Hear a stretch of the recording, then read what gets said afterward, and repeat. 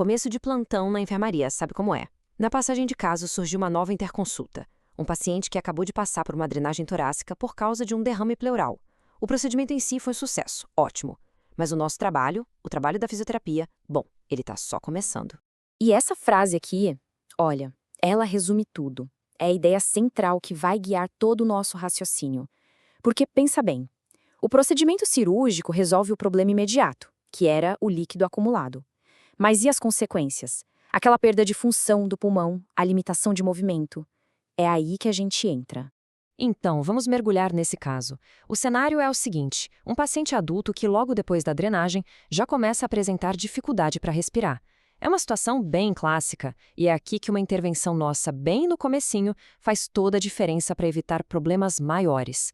Chegando lá no leito, o quadro inicial é esse aqui. Um adulto com uma queixa bem clara. Dor. Dor forte para tentar respirar um pouco mais fundo. Isso faz com que ele evite qualquer movimento e a respiração dele a gente vê de longe. Tá curta, tá rápida. Cada um desses pontos é uma peça de um quebra-cabeça que a gente precisa montar. E o primeiro passo é sempre esse, né? Uma avaliação bem focada ali do lado do paciente. É nesse momento que a gente começa a coletar as pistas para entender o que de fato está acontecendo. A primeira coisa que salta aos olhos é o padrão respiratório, superficial e rápido. Isso já nos diz muita coisa. Basicamente, o paciente está tentando compensar a falta de volume de ar aumentando a frequência. É uma estratégia que não se sustenta por muito tempo e que cansa, viu? Aí, na hora de avaliar a expansibilidade, a gente nota uma simetria bem nítida. O lado do tórax que foi drenado se move muito, mas muito menos durante a inspiração. É um sinal direto de que aquele pulmão não está enchendo como deveria. E para confirmar a suspeita, a gente pega o estetoscópio. Na ausculta, o som da passagem do ar, o que a gente chama de murmúrio vesicular, está bem diminuído no lado afetado. É um sinal clássico de hipoventilação. Ou seja, tem uma parte do pulmão ali que simplesmente não está recebendo o ar direito. Agora, atenção para esse ponto que é crucial.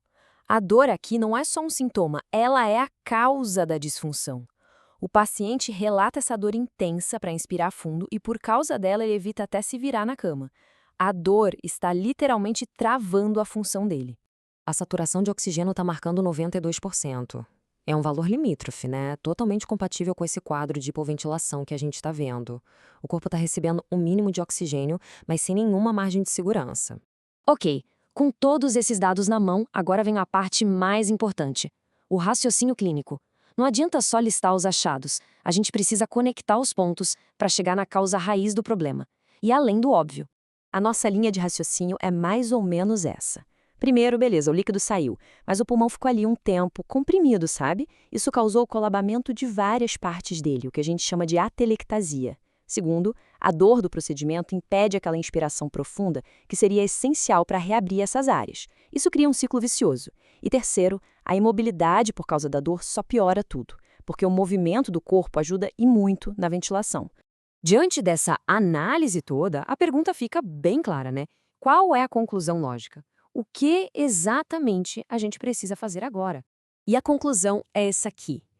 Não dá para focar só no pulmão.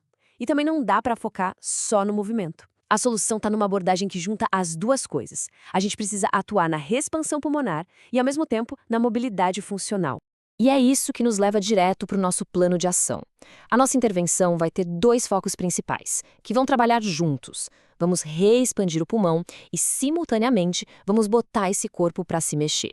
O primeiro foco é usar técnicas específicas de reexpansão. A gente usa exercícios como a inspiração máxima sustentada, que é pedir para o paciente puxar todo o ar que ele consegue e segurar um pouquinho. E também a inspiração fracionada, com aquelas inspirações mais curtinhas e seguidas. O objetivo aqui é bem direto: recrutar, ou seja, reabrir os alvéolos que estavam fechados. Mas olha, tem um detalhe fundamental aqui. Isso não é uma receita de bolo, não. A intensidade de cada exercício tem que ser ajustada o tempo todo, a cada repetição, de acordo com o que o paciente está sentindo.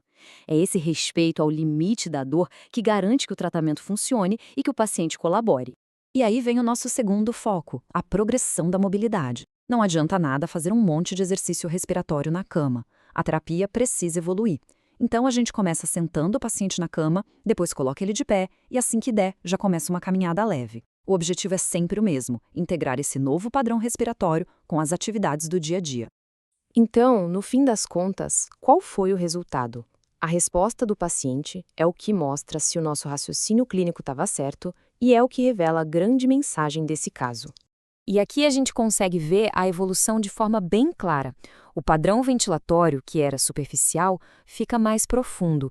A expansibilidade do tórax melhora aos poucos. A saturação de oxigênio sobe um pouco, o que já indica mais eficiência. E, talvez o mais importante, a tolerância ao movimento aumenta. O paciente começa a se mexer com mais segurança e menos dor. E assim, a gente chega na mensagem final. O procedimento médico tratou o derrame e isso foi fundamental.